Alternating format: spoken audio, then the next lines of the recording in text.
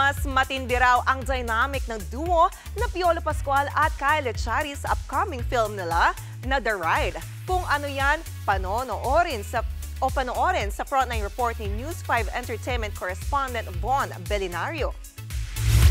Ano yun? Alam ba ni nanay na kriminal ka? Trabaho! Trabaho o atraso? Para sa buhay at kamatayan.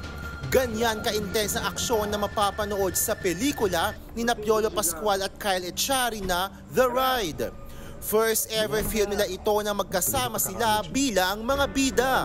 Twist after twist ang mapapanood natin sa first ever collab film ni Papa P at Kyle.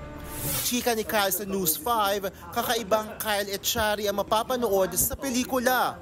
You will see a very innocent kid. A kid who just wants to put his family together. Hindi ako lumaki sa papa ko, pero nakuha ko din yung ugali niya, di ba? Yun yung makikita mo sa character ko at sa character ni Piolo. Una nang nagsama noon sa teleseryeng Pamilya Sagrado sina Piolo at Kyle.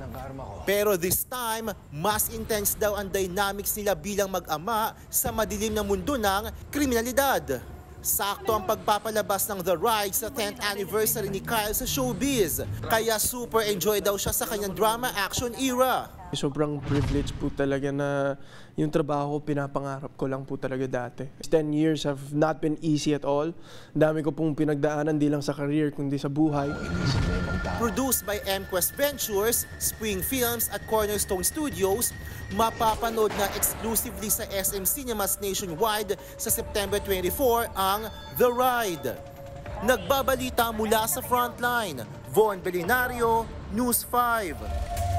Mga kapatid, Johnny Alipon po, maging updated sa latest entertainment at lifestyle. Huwag magpahuli, mag-follow at mag-subscribe na sa social media pages ng News 5.